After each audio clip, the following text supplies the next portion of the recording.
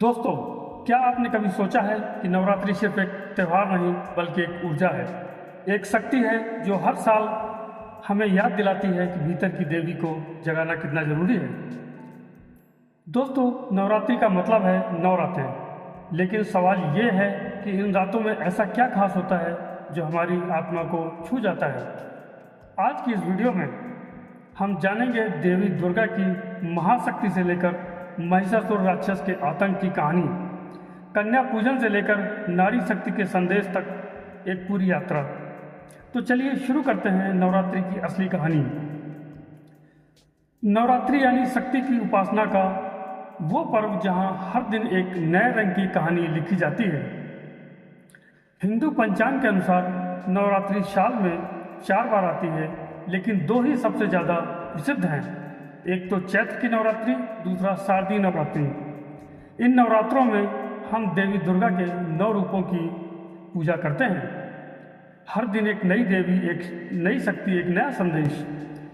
दोस्तों, ये सिर्फ एक पूजा पाठ नहीं है, ये आत्मा को शुद्ध करने का समय होता है।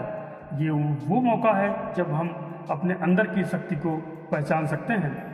और नवरात्रि वही कहानी है, यानी कि अच्छाई की बुराई पर जीत। दोस्तों, नवरात्रि की शुरुआत सिर्फ भक्ति से नहीं बल्कि एक आत्मा की यात्रा से होती है। एक ऐसी यात्रा जिसमें हर दिन एक नई देवी का आह्वान किया जाता है और हर दिन एक नई ऊर्जा हमारे जीवन में प्रवेश करती है। आइए जानते हैं 9 देवियों के इन दिव्य रूपों के बारे में। पहला दिन है शैलपुत्री देवी का। ये हैं पर्वतराज हिमालय की पुत्री। इनका वाहन है बैल और हाथ में त्रिशूल व कमल धारण किए हुए रहती हैं। शैलपुत्री का अर्थ है पहाड़ों की बेटी, यानी वो मजबूत, निडर और अडिग हैं। इससे हमें ये संदेश मिलता है, अगर आप जीवन में किसी भी संकट का सामना कर रहे हैं तो पहले अपने भीतर की शैलपुत्री को जगाइए, अडिग रहिए। दूसरा दिन ब्रह्मचारिणी देवी की उपासना। ब्रह्म यानी ब्रह्म ज्ञान। ब्रह्मचारिणी वो हैं जो ज्ञान और तप की देवी कहलाती हैं। इनकी पूजा से संयम और धैर्य की प्राप्ति होती है। इससे हमें संदेश ये मिलता है कि आत्मज्ञान ही सबसे बड़ा ज्ञान है। ब्रह्मचारिणी सिखाती हैं कि जीवन में आध्यात्म जरूरी है। दोस्तों, तीसरा दिन चंद्रघंटा देवी का होता है। इनका माथा चांद की तरह दमकता है और इनके घंटे की आवाज़ से राक्षस भी बहुत ज़्यादा कांपते हैं। ये युद्ध की देवी हैं, लेकिन करुणा से भरी हुई होती हैं। इनसे हमें ये संदेश मिलता है, कभी शांत रहो तो कभी रणभूमि में गरजो, समय के अनुसार चंद्रघंटा बनो। इसके बाद चौथा दिन होता है कुष्मांडा माता का। इनके नाम का मतलब है थोड़ा, ऊष्मा, ऊर्जा, ब्रह्मांड, यानी जो थोड़ी सी ऊर्जा से ब्रह्मांड रच दे।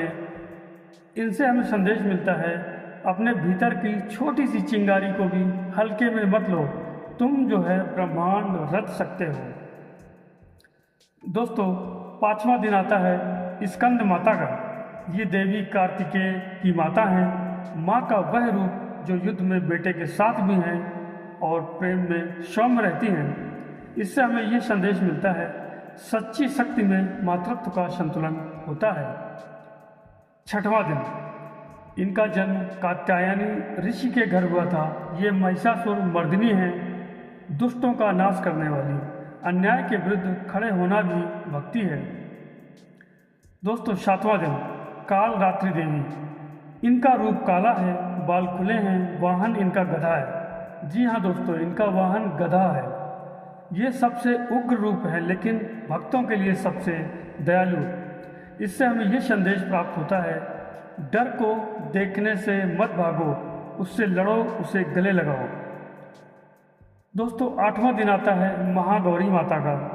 इनका रूप अत्यंत ही सुंदर है, श्वेत और शांत हैं। ये जीवन में शांति, पवित्रता और करुणा लाती हैं, क्योंकि अंततः शुद्धता ही असली सौंदर्य है।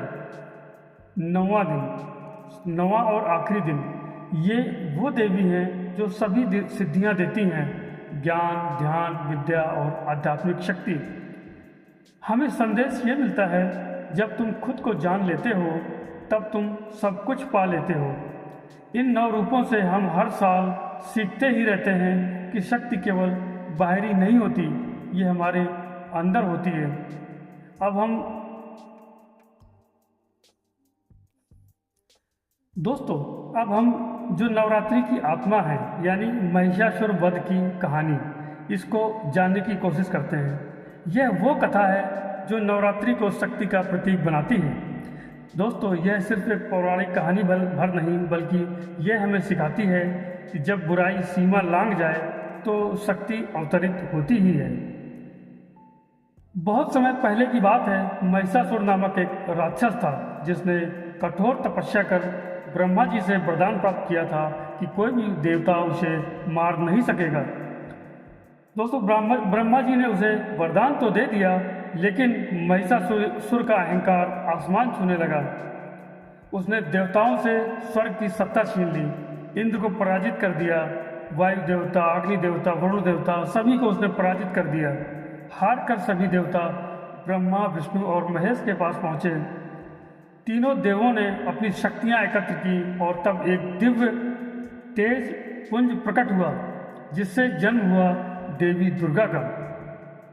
हर देवता ने उन्हें अपना शस्त्र दिया, शिव का त्रिशूल, विष्णु का चक्र, इंद्र का वज्र, अग्नि देवता का अग्निशास्त्र। दुर्गा का रूप था अद्भुत, तेजस्वी और वीरता से परिपूर्ण। दोस्तों, यह युद्ध पूरे 9 दिन तक चला। देवी दुर्गा और महिषासुर के बीच हर दिन एक नया संग्राम हर नए रूप में होता रहा। कभी देवी ने सिंह पर चढ़कर महिषासुर की सेना को ध्वस्त किया, कभी चक्र से राक्षसों का संहार किया, कभी अपने कराल रूप से संपूर्ण रणभूमि में कपकपी मचा दी। वहीं महिषासुर छल पूर्वक लड़ता रहा, कभी वह भैंसे का रूप धारण करता, कभी सिंह का तो कभी हाथी का। लेकिन अंततः 10वें दिन देवी ने त्रिशूल से उसका वध कर दिया। इसीलिए नवरात्रि की 9 रातें देवी की वीरता को समर्पित हैं और दशहरा उस विजय का उत्सव है। दोस्तों, यह सिर्फ राक्षस के मरने की कथा भर नहीं, बल्कि बुराई पर अच्छाई की जीत, अहंकार पर विनम्रता की जीत और अंधकार पर उजाले की जीत मानी जाती है। दोस्तों, नवरात्रि की भक्ति सिर्फ मंदिरों में नहीं, बल्कि घर घर हर दिल में बसी होती है। इन 9 दिनों में देवी की आराधना नहीं होती, बल्कि जीवन शैली, सोच और ऊर्जा का शुद्धिकरण भी होता है। नवरात्रि के दिन लाखों लोग व्रत रखते हैं। कुछ लोग पूरे 9 दिन उपवास करते हैं, तो कुछ लोग पहला दिन और आखिरी दिन उपवास रखते हैं, तो कुछ निर्जला व्रत भी रखते हैं। व्रत का उद्देश्य सिर्फ भूखा रहना नहीं है, बल्कि आत्म संयम, शरीर की शुद्धि और मन की स्थिरता प्राप्त करना है। इन 9 दिनों में लोग सात्विक भोजन करते हैं, जैसे साबूदाना, सिंघाड़े की खीर, कुट्टू का आटा जैसी फलाहार चीज़ें खाई जाती हैं। पूरे नवरात्रि में सुबह शाम दीप जलाकर पूजा की जाती है। घट स्थापना यानी कलश स्थापना, पहले दिन मिट्टी के बर्तन में जौ बोए जाते हैं, उसके पास कलश स्थापित किया जाता है। एक दीपक जो पूरे 9 दिनों तक लगातार जलता है, यह दर्शाता है हमारे के अंदर की ऊर्जा भी बिना रुके जलती रहनी चाहिए। हर दिन एक खास रंग की साड़ी पहनकर या पूजन सामग्री से देवी को सजाया जाता है। हर दिन देवी को अलग भोग समर्पित किया जाता है, जैसे हलवा, पूड़ी, नारियल, फल, खीर आदि। विशेषकर गुजरात, राजस्थान और महाराष्ट्र में तो गरबा और डांडिया का आयोजन भी होता है, जहां सैकड़ों लोग पारंपरिक रूप से परिधान पहनकर नृत्य करते हैं और देवी की आराधना करते हैं। इन दिनों में देवी के मंत्रों का जाप किया जाता है। या देवी सर्वभूतेषु ओम हे ही क्ली चामुंडाय विच्चय। ये मंत्र मानसिक शांति और ऊर्जा का संचार करते हैं।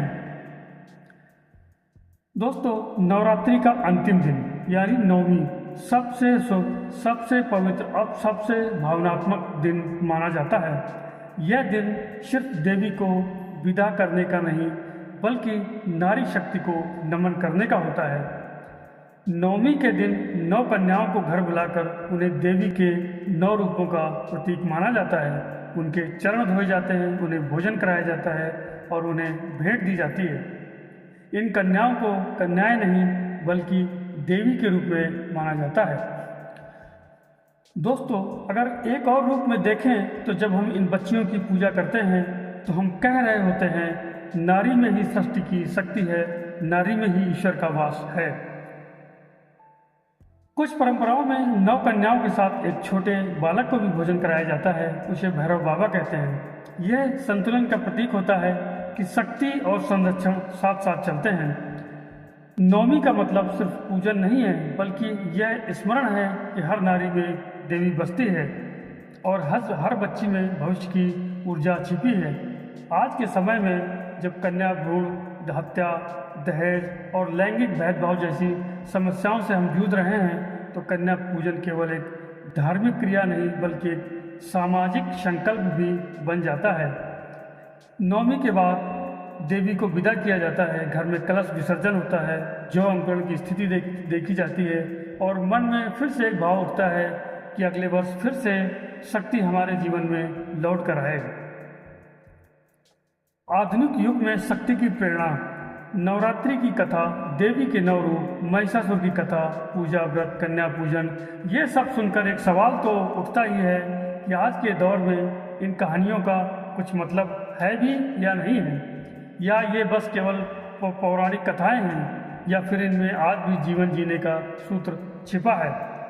दोस्तों, नवरात्रि हमें सिखाती है कि शक्ति बाहर नहीं हमारे अंदर है। जब हम असमर्थ महसूस करते हैं तो हमें अपने अंदर की शैलपुत्री को याद करना चाहिए। जब रास्ता कठिन हो जाए तो ब्रह्मचारिणी जैसा धैर्य चाहिए। जब डर सताए तो कालरात्रि जैसी निर्भयता जगा लेनी चाहिए।